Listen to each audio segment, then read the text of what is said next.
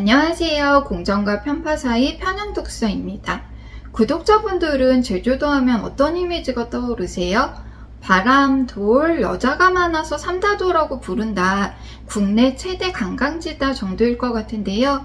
아름다운 풍경을 가지고 있는 제주도는 폭압의 역사를 지니고 있는 가슴 아픈 섬이기도 합니다. 1947년 3월 1일 3.1절 기념 행사에서 기마경찰의 말바굽에 치여 6살짜리 아이가 사망하자 아이를 사망케 한 경찰을 쫓아가던 군중을 폭동으로 오인하고 경찰이 발포해서 어린이와 여성 등 6명이 사망했던 사건을 계기로 도민의 95%가 3.1 총파업에 돌입하는데요. 이 사건 당시 경무국장이었던 조병옥은 사상이 불온하고 건국에 저해된다면서 서북청년단을 제주도로 입도시킵니다. 서북경찰단은 이북 출신의 반공 우익집단이었는데 이들은 경찰 역할을 대신하면서 자위 세력을 색출한다는 명목으로 제주도민을 무차별적으로 학살하는데요. 제주도민들은 1948년 4월 3일 경찰과 서북청년단의 탄압 중지, 남한의 단독 선거를 반대하면서 무장봉기 후 12개의 경찰지서와 우익단체를 공격합니다. 이에 이승만 정부는 1948년 11월 17일 계엄령을 선포하고 7년 동안 제주도를 빨간 섬으로 낙인 찍고 도민들을 학살하는데요. 1954년까지 계속된 학살로 도민 30만 명 중 3만 명이 학살당했다고 합니다. 얼마 전 제주 4.3 항쟁 75주년이었는데요. 윤석열 정부의 보수 인사들은 제주 4.3 항쟁을 왜곡하고 폄훼하고 있죠.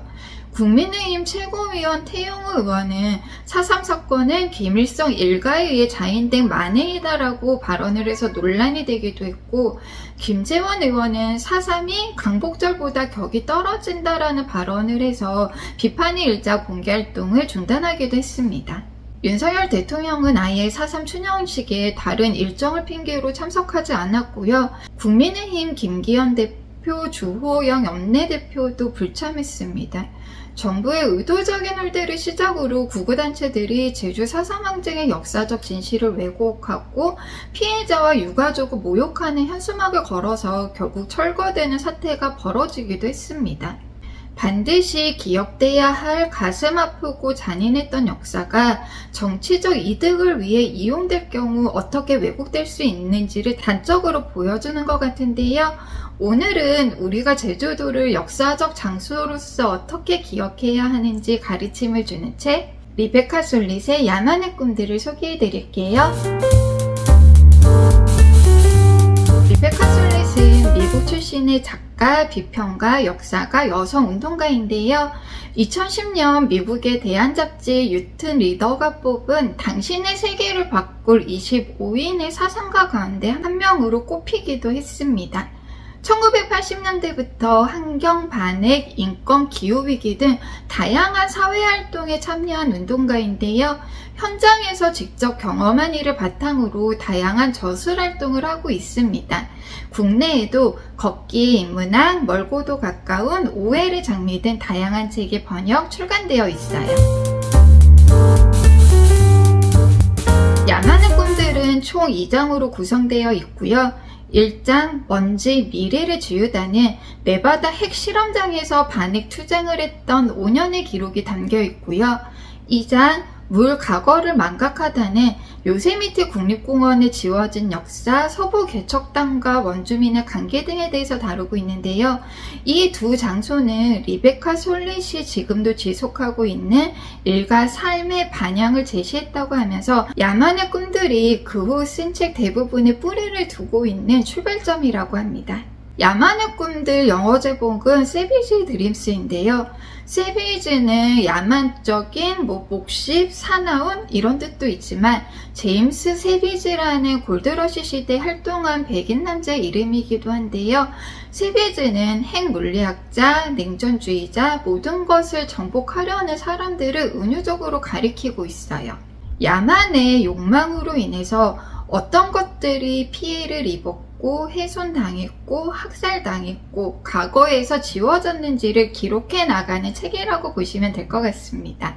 책 표지를 보면 이렇게 은백색 마스크를 쓰고 방사능 보호복 같은 새하얀 종이 작업복을 입은 사람들이 건조한 사막에 서 있는 모습이 담겨 있는데요. 1988년 반핵 시위자들을 대대적으로 체포하기 시작하자 나중에 플루토는 공주들이라고 불리게 될 이들이 밤새 몸을 숨겼다가 낮에는 출입 금지 마을로 진입합니다. 방사능 보호복을 입고 마스크를 쓴 채로 기다렸다가 출입 금지 구역으로 들어가서 보안 요원들에게 체포되어 3박 4일 동안 구금되는데요. 표지의 사진에 나와 있는 이들은 평화 시위를 상징하는 플루토는 공주들로 대중 권력, 보통 사람의 영웅적인 면모를 상징하는 것 같아요. 야만의 꿈들은 네바다 핵실험장과 요세미티 국립공원 두 장소에 관한 책인데요. 두 장소는 미국 서부에 위치하고 있고 1840년대 서부 개척의 역사를 담고 있는 장소이기도 합니다. 네바다주는 과거 거의 버려진 땅으로 캘리포니아로 가는 통과 지점에 불과했는데요. 원래 멕시코 땅이었다가 1848년 미국 멕시코 전쟁 이후 미국으로 넘어와 네바다 준주가 되었다가 1864년 주로 승격됐습니다. 1846년 헨리 소로가 멕시코 전쟁에 반대하면서 세금 납부를 거부, 비폭력 투쟁을 하기도 했죠. 네바다는 은과 강물이 풍부한 지역인데요. 강물을 캐기 위해서 사람들이 몰렸다가 강물이 고갈되자 다시 버려진 땅이 됐는데요. 새로운 수입원을 찾기 위해 주 전체의 도박을 합법화해서 라스베이거스를 개발, 대박을 터뜨리게 됩니다. 네바다는 눈처럼 새하얀이라는 뜻을 갖고 있는데 원래 상당 부분 인디언 원주민 부족인 쇼쇼네족이 소유하고 있었습니다. 1864년 루비밸리 조약으로 백인들은 쇼쇼니족이 땅을 양도하고 원주민 보호구역에 들어갈 수 있는 조건들을 제시했는데요. 조건들은 충족되지 않고 쇼쇼니족은 땅을 양도한 적 없음에도 불구하고 땅을 빼앗깁니다. 루비밸리 조약은 강제에 시행됐던 불공정한 조약이었고요. 쇼쇼니족에게는 집단 학살에 버금가는 가슴 아픈 과거였어요. 캘리포니아주 역시 멕시코 전쟁으로 미국에게 넘어갔는데요. 1848년 캘리포니아 등지에서 사금이 발견되면서 1850년대 미국 동부에 있던 사람들이 캘리포니아로 몰려가는 현상이 발생했는데요. 이를 골드러시라고 합니다. 골드러시에 참여한 수는 무려 25만 명으로 추산된다고 하는데요. 이때 골드러시에 참여했던 개척민들을 포티나이너라는 고유명사로 부르기도 했어요. 골드러시 전 원주민 인구는 15만 명으로 추산하는데 10년 후 원주민의 3분의 2가 감소하고 대신 미국인은 2,000명에서 5만 3천 명으로 증가합니다. 미국 서부 개척단들은 원주민을 몰살하거나 길들이려고 하는데요. 미국의 입장에서 자랑스러운 서부 개척이지만 원주민의 입장에서는 침략이고 학살이었어요. 1952년 넬리스 공군기지에서 네바다 핵실험장이 떨어져 나와서 그때부터 핵실험이 시작됐는데요. 미국과 영국이 40년 동안 실험을 위해 터뜨린 원자폭탄만 900여 개라고 합니다. 네바다는 원래 항무지였고 인구수가 적었기 때문에 미군은 핵실험 장소로 적합하다고 판단했는데요. 수백 차례 핵실험이 진행되는 동안 생성되어 방사능에 오염됐을지도 모르는 먼지가 상당수 떨어진 지역의 식물과 생명체에 영향을 미쳤습니다. 네바다 핵실험장에 있는 그레이트 베이스는 역사적으로도 굴곡이 많은 장소인데요. 1827년 미국과 영국의 모피 덧사냥꾼이 땅을 차지하기 위해 서로 전쟁을 벌이기도 하고 원주민 백이 충돌 사건으로 원주민을 대량 학살하기도 하는 등 서부를 향한 미국인들의 정치적 욕망에 희생된 척박한 땅이자 모르몬교나 원주민들이 살아가는 비주류의 영토이기도 합니다. 만약 그레이트 베이슨에 비주류의 계급이 아니라 다른 권력을 가진 사람들이 소수 살고 있었다면 과연 핵실험장을 세울 수 있었을지 의문이 들기도 했어요. 폭발 직후는 물론 시간이 한참 흐른 뒤에도 방사선 낙진이 남아 파괴적인 영향을 끼쳤는데요. 방사선 동위원소인 스크로튬 90은 인간의 몸이 칼슘으로 착각하는 원소로 칼슘이 존재하는 우유와 그 우유를 마시는 사람의 뼈, 특히 성장기가 빠른 아이들의 뼈에 축적이 됩니다. 이때부터 핵실험과의 전쟁은 어머니들이 다룬 문제가 됐는데요. 1955년부터 공론화되면서 1957년 8월 25명이 최초로 네바다 핵실험장에서 시위를 벌였습니다. 솔릿은 1980년대부터 네바다 핵실험장 반핵 시위에 참가하는데요. 핵실험을 하는 봄이 오면 한두 주씩 근처에 가서 야영을 하고 걷고 도로를 점거하기도 하고 사막을 지나 격자 장애물을 넘어 금지구역으로 걸어 들어가기도 했는데요. 걷는다는 행위 자체가 정치적, 혁명적인 의미가 될 수 있음을 깨닫습니다. 반핵운동가들은 출입 금지구역을 무단 진입해서 줄줄이 체포를 당하기도 하는데요. 핵무기와 비폭력 시민 저항이라는 다른 세계를 다루면서 보통 사람들이 가진 권력과 책임은 무엇인지, 대중의 역사의 관객이 아닌 행위자로서의 역할이 무엇인지에 대한 묵직한 질문을 던지기도 합니다. 솔릿은 핵 물리학자의 핵 발견에 대해서도 얘기하는데요. 과학자들은 그저 산책하고 우주의 근본 원칙을 고민하고 숭고한 아름다움을 발견하려고 한 것이 네바다 핵 실험장에 닿았던 것일 수도 있다고 하는데요. 핵폭탄의 위험성을 인지했다면 걸음을 돌려 반핵운동가의 길을 갈 수도 있었을 거라고 합니다. 과학자로서 발명했다면 위험성에 대한 책임의식도 있어야 할 것 같은데요. 책임은 그 누구도 지지 않고 피해는 힘없는 소수의 국민들이 지는 것 같아요. 솔릿은 1990년 가을 펠로십 자격으로 옥스퍼드 대학교에 가서 풍경의 역사와 예술사에 관한 연구를 지속할 예정이었지만 서부에서 살면서 서부가 전쟁터였음을 인지하지 못했음을 깨닫고 서부를 침범하고 다른 것들과 뒤섞어 잡종을 만들고 왜곡된 시선으로 서부의 토지 정책을 만든 사람들에 대해 연구하는 것도 좋을 것 같다는 이유로 펠로십 자격을 포기하고 활동가로서 살아가게 되는데요. 야만의 꿈들을 왜 솔릿이 글쓰기의 뿌리라고 했는지 이해가 되는 대목이에요. 야만의 꿈들 일부는 핵실험으로 인한 피해와 네바다 주민들과 반핵운동가, 사회운동가의 기나긴 여정의 기록이 담겨 있는데요. 전쟁과 권력의 본질에 대해 질문하면서 우리가 벌인 일에 대한 책임과 보통 사람들의 역할 등에 대해 생각해 볼 수 있었고요. 우리는 장소를 어떻게 기억해야 하는지, 장소와 우리가 관계 맺는 방식에 대해서 고민해 볼 수 있는 유익한 장이었습니다.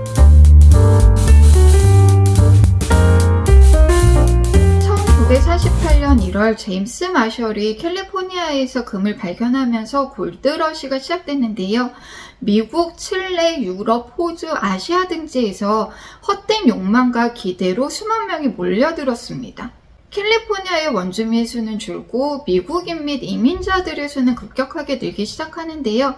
원주민들이 오히려 이민자가 되어 원주민 보호구역으로 강제 이주당하거나 학살당하고 캘리포니아는 이민자들의 도시가 됩니다. 장소들의 명칭만 봐도 미국이라는 나라가 캘리포니아를 대하는 폭력적인 방식을 엿볼 수 있는데요. 서부 개척전 집단 도넛 파티의 이름을 딴 도넛 패스, 프리몬트와 캘리포니아주를 탐험하고 나바호족을 고향에서 쫓아낸 키슨 카튼의 이름을 딴 카슨시티, 1833년 최초로 요세미티 밸리에 발을 들인 백인으로 추정되는 덕사냥꾼 조지프 워커의 이름을 딴 워커호스, 그들 중 일부는 살인자라는 뜻을 가진 요세미티 등입니다. 요세미티는 잔인한 지명 이름과는 다르게 매년 300만 명 이상이 찾아오는 미국 최대 관광지인데요. 폭포, 거대한 암벽 등으로 인기가 많습니다. 요세미티는 허칭스와 사진작가 찰스 리엔더 위드가 사진을 촬영해서 잡지에 실으면서 유명세를 얻기 시작했는데요. 요세미티의 자연 풍경은 유럽 상류층들의 풍경을 감상하는 능력, 자연을 인간과 분리된 세계로 인식하고 예술작품처럼 바라보면서 비평하는 취향과 딱 맞아 떨어졌습니다. 19세기 후반 요세미티를 찾는 관광객의 수는 점점 더 많아지기 시작했고요. 1864년 요세미티는 주립공원으로 1890년 국립공원으로 지정됐습니다. 요세미티가 관광지로서 인기를 얻기 시작하면서 원주민들의 본거지였던 요세미티 밸리는 전쟁 지역으로 변합니다. 이민자가 원주민을 습격하는 방식을 전쟁이라고 표현하는 것은 적절하지 않을 수도 있는데요. 이민자와 원주민은 맞수가 된다고 보기가 어려울 정도로 관계가 불균형했기 때문에 몰살, 학살이라는 단어를 사용하는 게 맞지 않나 싶어요. 이민자들은 자신들이 장악한 땅에 살고 있던 원주민들을 살해하기도 하고 다른 장소로 이주시키는 정책을 추진해서 새롭게 조성한 사회에 원주민들의 과거를 다 지워버리는데요. 요세미티 밸리에서 수렵 채집으로 살아가던 원주민들은 결국 눈에 보이지 않게 되고 지금은 존재하지 않으면서 살아 숨쉬는 박제 상태로만 남아 있습니다. 원주민들은 유럽인들처럼 자연과 인간을 분리된 존재로 생각하지 않고 자신의 내부에 자연이 있고 자신과 하늘, 땅은 분리되어 있지 않기 때문에 자연과 호혜적 관계를 가져야 된다고 생각했는데요. 원주민들이 땅을 지키고 가꿔온 방식을 이민자들은 야생이라고 명명하고 원주민을 내쫓고 자신들의 방식으로 야생을 길들이려고 합니다. 하지만 이민자들이 알고 있던 야생 역시 그동안 원주민들에 의해 꾸준히 관리되어 왔음을 솔릿은 밝히는데요.